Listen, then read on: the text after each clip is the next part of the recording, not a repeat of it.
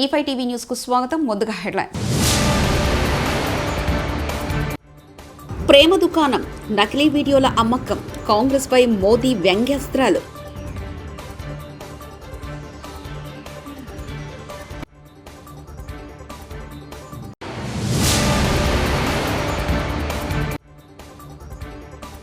ఈ ఎన్నికల్లో నేను ఓడానంటే నేరం గెలిచినట్టే వైఎస్ షర్మిల.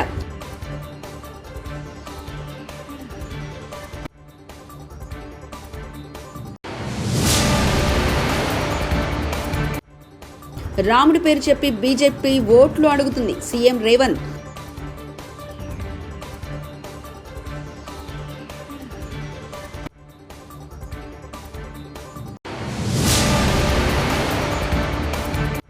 కూటమి మేనిఫెస్టోలో అదిరిపోయే స్కీమ్ ప్రతి కుటుంబానికి.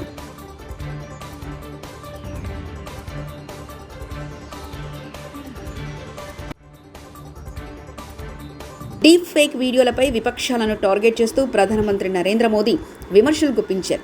సామాజిక మాధ్యమాల ద్వారా నకిలీ వీడియోలను విపక్షాలు సర్క్యులేట్ చేస్తున్నాయని ఆరోపించారు. బీజేపీ సారథ్యంలోని ప్రభుత్వాన్ని ఎదుర్కొనే సత్తా లేకని సాంకేతికతను దుర్వినియోగం చేస్తూ తప్పుడు సమాచారాన్ని విపక్షాలు వ్యాప్తి చేస్తున్నాయని అన్నారు. మహారాష్ట్రలోని దార్షివ్ జిల్లాలో మంగళవారం నాడు జరిగిన ఎన్నికల ప్రచార సభలో మోదీ ఈ వ్యాఖ్యలు చేశారు. देश को लूटने की योजना,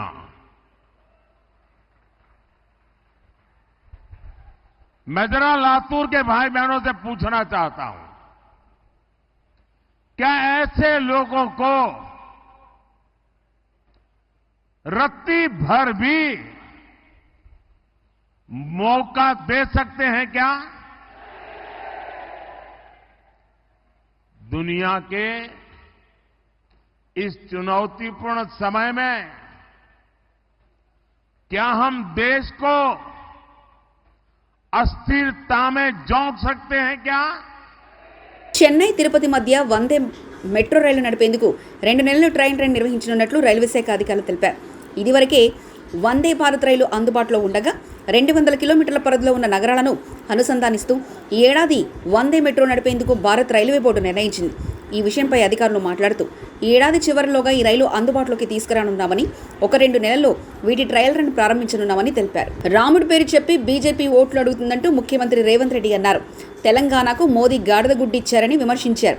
సీతారాముల కళ్యాణం చేసిన తర్వాత అక్షంతలు ఇస్తామని, కానీ రాముడి కళ్యాణం జరగముందే బీజేపీ నేతలు ఇక్కడ అక్షంతలు పంచారని అన్నారు. రాముణ్ణి బీజేపీ అవమానించిందంటూ మండిపడ్డారు. తామంతా రాముని భక్తులమేనంటూ స్పష్టం చేశారు. తమ కంటే గొప్ప హిందువులు ఉన్నారా అని ప్రశ్నించారు. హిందువులను తాము ఓటు బ్యాంకులాగా వాడుకోమని అన్నారు. ఇవి న్యాయానికి నేరానికి మధ్య జరుగుతున్న ఎన్నికల ఏపీపీసీసీ అధ్యక్షురాలు వైఎస్ షర్మిల అన్నారు. ఈ ఎన్నికల్లో వైఎస్ రాజశేఖర రెడ్డి బిడ్డ ఓడిందంటే నేరం గెలిచిందని అర్థమని పేర్కొన్నారు. రావులపాలెంలో ఆమె మీడియాతో మాట్లాడారు. ఈ సోషల్ మీడియాలలో ఈ రోజు వరకు దూషిస్తూనే ఉన్నారు. జగన్మోహన్ రెడ్డి గారికి ఓడిపోతాము అన్న భయం పట్టుకుంది కాబట్టే ఈ చర్యలన్నీ చేస్తున్నారు. ముఖ్యంగా జగన్మోహన్ రెడ్డి గారు ఈ ఎన్నికల్లో రాజశేఖర రెడ్డి గారి బిడ్డ పోటీ చేస్తుంది అంటే ఎందుకు పోటీ చేస్తుందో జగనన్న గారికి అర్థమైనట్టు లేదు. మళ్లీ చెప్తున్నాం, కేవలం అవినాష్ రెడ్డి గారిని ఎవరైతే సిబిఐ ఛార్జ్ షీట్ లో అక్యూజ్డ్ గా చేర్చిందో, సాక్ష్యాలు ఆధారాలు చూపి అక్యూజ్డ్ గా చేర్చిందో అదే అవినాష్ రెడ్డి గారికి మళ్లీ మీరు ఎంపీ టికెట్ ఇచ్చారు కాబట్టే ఈరోజు రాజశేఖర రెడ్డి బిడ్డ కడప లోక్సభ స్థానం బరిలో ఉంది. అదే మీరు మన పెదనాన్న జార్జ్ రెడ్డి పెదనాన్న కొడుకులకిచ్చున్నా, చిన్నాన్నల కొడుకులకిచ్చున్నా రాజశేఖర రెడ్డి బిడ్డ ఈరోజు బరిలో ఉండేది కాదు. కానీ మీరు మళ్లీ అవినాష్ రెడ్డికే, మన సొంత చిన్నాన్న రక్తం కళ్ళ చూసిన అవినాష్ రెడ్డి అక్యూజ్డ్ అని సిబిఐ ఛార్జ్ షీట్ లో చేర్చిన అదే మనిషికి మీరు ఇచ్చారు కాబట్టే ఈరోజు రాజశేఖర రెడ్డి బిడ్డ ఈ బరిలో ఉంది. మళ్లీ చెప్తున్నాం, జగన్మోహన్ రెడ్డి గారు రాజశేఖర రెడ్డి గారి కుటుంబానికి, రాజశేఖర రెడ్డి గారి అభిమానులకి ఎప్పుడెప్పుడా అని యావత్ ఆంధ్ర ఎదురు చూస్తున్న టీడీపీ, జనసేన, బీజేపీ మేనిఫెస్టో మరి కాసేపట్లో విడుదల కానుంది. మంగళవారం నాడు సాయంత్రం ఈ మేనిఫెస్టోను కూటమి అగ్రనేతలు సంయుక్తంగా విడుదల చేయనున్నారు. అయితే ఈ మేనిఫెస్టోలో కొత్త అంశాలున్నట్లు 3 పార్టీల శ్రేణులు చెప్తున్నాయి. వైసీపీ మేనిఫెస్టోకు దీటుగా పేద ప్రజలకు అన్ని విధాలా అండగా ఉండే విధంగా రూపకల్పన చేసినట్లు తెలుస్తుంది. ఇప్పటికే సూపర్ 6 పేరుతో టీడీపీ తమ మేనిఫెస్టోలోని కీలక అంశాలను ప్రజల్లోకి తీసుకెళ్లింది. ఇప్పుడు ఈ పథకాలకు తోడుగా మరికొన్ని కీలక పథకాలు చేరినట్లు తెలుస్తుంది. వినతులు కానీ ఆన్లైన్లో వచ్చిన సూచనలు కానీ అందరికీ రెండు పార్టీలకు వచ్చిన సూచనలని క్రోడీకరించి ఈ మేనిఫెస్టో తయారు చేయడం జరిగింది. ముఖ్యంగా రాష్ట్ర ప్రజల నేటి అవసరాలను తీరుస్తూ రేపటి ఆకాంక్షలకు సాకారం చేసే ఈ మేనిఫెస్టోని కూటమి ప్రభుత్వం పరిశుభ్రంగా దీన్ని అమలు చేస్తుంది. దీంట్లో ముఖ్యమైన అంశాలు ఏమేమి తీసుకున్నామంటే ఆంధ్రప్రదేశ్ ప్రజల భవిష్యత్తు ఆల్మోస్ట్ కత్తి మనపైన వేలాడుతూ ఉంది. ప్రపంచంలోనే అత్యంత శక్తివంతమైన తెలుగు జాతి నేడు ఆంధ్రప్రదేశ్ పరిస్థితిని చూసి తలదించుకుంటుంది. లూటీ కోసమే 13 లక్షల కోట్ల అప్పు చేసి రాష్ట్ర ఆర్థిక వ్యవస్థను దివాళా తీయించారు. గత 5 ఏళ్లుగా అన్ని రంగాల్లో రాష్ట్రం తిరోగామి దిశలో పయనిస్తున్నది. సమాజంలో ఎటు చూసినా అభద్రత, అశాంతి, హత్యలు, ఆత్మహత్యలు కనిపిస్తున్నాయి. ధరలు, పన్నులు, ఛార్జీలు, అప్పుల బాధుడితో ఒక్కో కుటుంబం పైన దాదాపు 8 లక్షల భారం మోపారు. 10 రూపాయలు ఇచ్చి 100 రూపాయలు కొట్టేస్తూ పొద్దున్నే ఎకనామిక్ సర్వే చేపిస్తాం. ఆ సర్వే ప్రకారం ముందుకు పోతాం. ఇక్కడికి వచ్చినప్పుడు కాపు యువతకి, మహిళలకి నైపుణ్య అభివృద్ధి, స్వయం ఉపాధికి ఎక్కువ ప్రాధాన్యత ఇస్తాం. కాపు భవనాలు కూడా కట్టి వారిని ఆదుకుంటాం. అదే సమయంలో ఆర్యవైశ్య సంక్షేమం కోసం ముందుకు పోతాం. క్షత్రియ సంక్షేమం, అగ్రవర్ణాల్లో ఉండే ఇతర పేదలకు కూడా న్యాయం చేయడం, ఇవి చేస్తూనే ఈరోజు ప్రత్యేక కార్పొరేషన్ ఏర్పాటు చేసి ఎక్కడికక్కడ ఇవన్నీ ముందుకు తీసుకుపోతాం. ఇంకొక పక్క పెన్షన్ కూడా మొన్నే అనౌన్స్ చేశాం. 4,000 రూపాయలు పెన్షన్ ఇస్తున్నాం. అది కూడా ఏప్రిల్ నుంచి ఇస్తాం. పెంచిన పింఛను ఏప్రిల్ నుంచి ఇచ్చి, ఇంకొక పక్కన వికలాంగులకి, దివ్యాంగులకి 6,000 రూపాయలు ఇస్తాం. వైకల్పానికి పూర్తిగా అంటే 2 కాళ్ళు చేతులు లేకుండా అవస్థపడే వాళ్ళకి 15,000 రూపాయలు ఇస్తాం. కిడ్నీ, తలసేమియా వంటి దీర్ఘ వ్యాధులు ఉండే వాళ్ళకి 10,000 రూపాయలు పింఛన్ ఇస్తున్నాం. ఇది కాకుండా 2 సెంట్లు ఇంటి జాగా గ్రామీణ పట్టణ ప్రాంతాల్లో, గ్రామాల్లో 3 సెంట్లు ఇస్తాం. ఇవి కాకుండా మీరు ఒకసారి చూస్తే ఇప్పటికే మంజూరైన పట్టాలకు ఇళ్ళు కట్టిస్తాం. ఎవ్వరికి ఇంటి జాగాలు క్యాన్సిల్ చేయం. అదే సమయంలో అక్కడే ఇళ్ళు కట్టించే పరిస్థితి తీసుకొస్తాం. ఇళ్ళు లేని ప్రతి ఒక్కరికి టిట్కో ఇళ్ళు ఇమీడియట్గా హ్యాండ్ ఓవర్ చేస్తాం. ఇవి కాకుండా అందరికీ ఇళ్ళు కట్టించే పరిస్థితి తీసుకొస్తాం. ఎస్సీ ఎస్టీ సంక్షేమానికి కట్టుబడి ఉన్నాం. జిల్లాల వారీగా వర్గీకరణ కూడా చేస్తాం. ఎస్సీ ఎస్టీలకు 50 సంవత్సరాలకే పింఛన్ ఇస్తాం.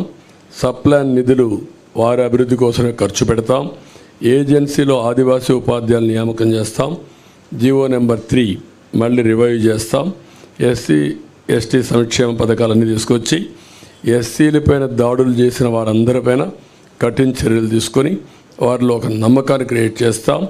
ఎస్సీ ఎస్టీ బ్యాక్లాగ్ పోస్టులు కూడా పూర్తి చేస్తాం.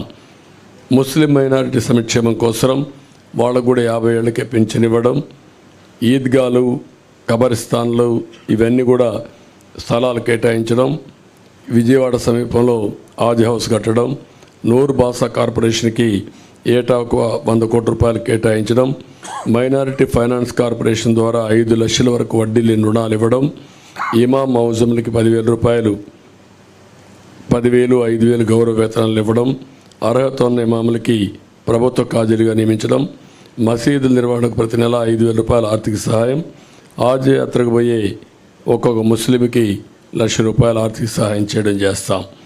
క్రిస్టియన్ సంక్షేమానికి కట్టుబడి ఉన్నాం. వారికి కూడా ఏమేమి ఉన్నవన్నీ చేస్తాం. అదే సమయంలో ఈ స్టాంపింగ్ వ్యవస్థ సాఫ్ట్వేర్ అభివృద్ధి చేసి ట్రయల్ కోసం 16 సబ్ రిజిస్ట్రార్ ఆఫీసులో 135 డాక్యుమెంట్లు చేయాలని రిజిస్ట్రేషన్ శాఖ మెమో ఇస్తే దాన్ని ల్యాండ్ టైటిలింగ్ చట్టానికి లింకు పెట్టి తప్పుడు ప్రచారం చేయనున్నారని సీఎం సలహాదారు అజయ్ కల్లం అన్నారు. మేము ఇంప్లిమెంట్ చేసింది రీసర్వే ఇంకా పూర్తి కాలేదు. రీసర్వే దాదాపు 6,000 గ్రామాల్లో పూర్తి చేశాము. బ్యాలెన్స్ ఇంకా 10,000 గ్రామాలు దాదాపు పెండింగ్ ఉన్నాయి. అవి బహుశా ఎలక్షన్స్ అయిన తర్వాత, కొత్తగా గవర్నమెంట్ ఫామ్ అయిన తర్వాత అవి పూర్తి చేస్తారు. ఎందుకు అంటే సర్వే కాకుండా టైటిలింగ్ అనేది ఉండదు. ఒక ప్రీ రిక్విజిట్, ముందు భూమి రీసర్వే కావాలి.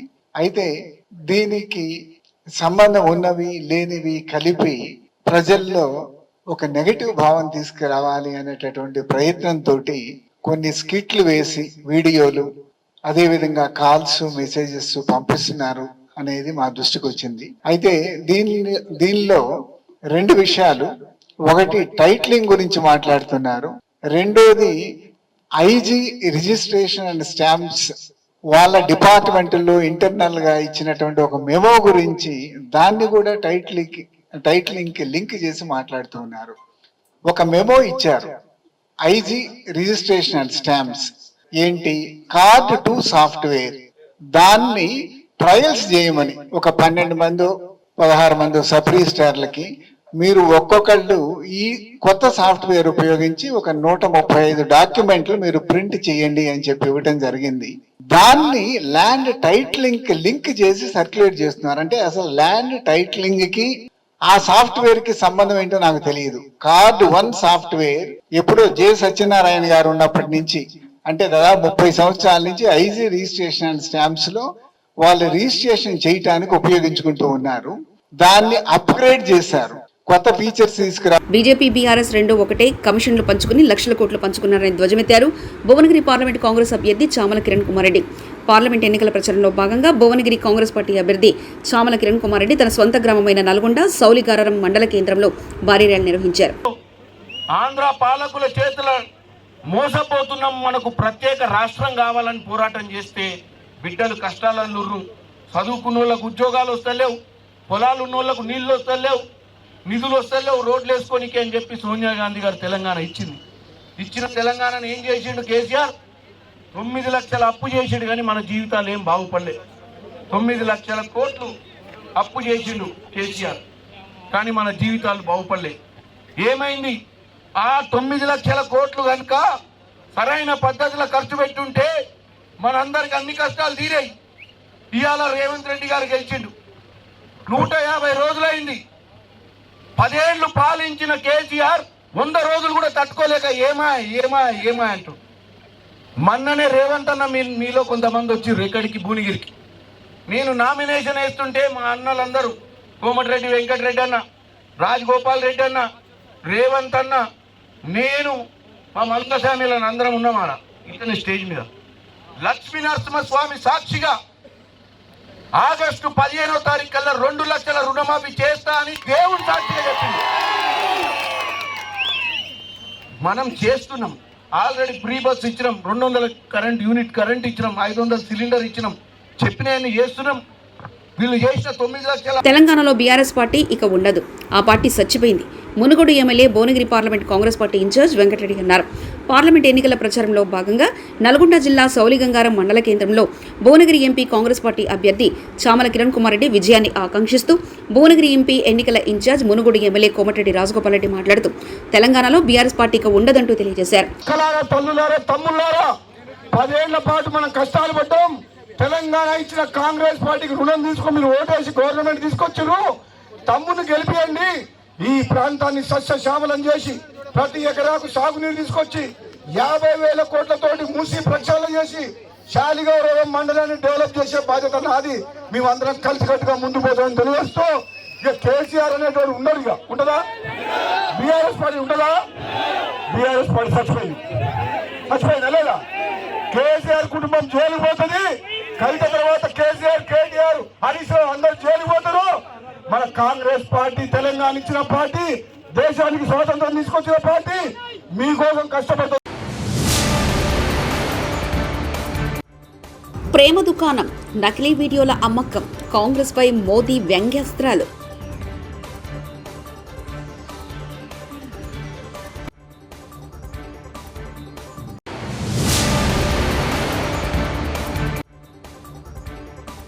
ఈ ఎన్నికల్లో నేను ఓడానంటే నేరం గెలిచినట్టే, వైఎస్ షర్మిల.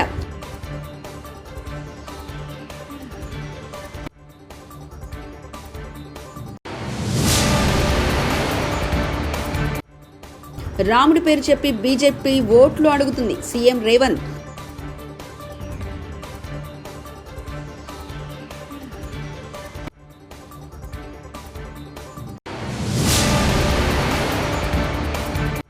కూటమి మేనిఫెస్టోలో అదిరిపోయే స్కీమ్ ప్రతి కుటుంబానికి.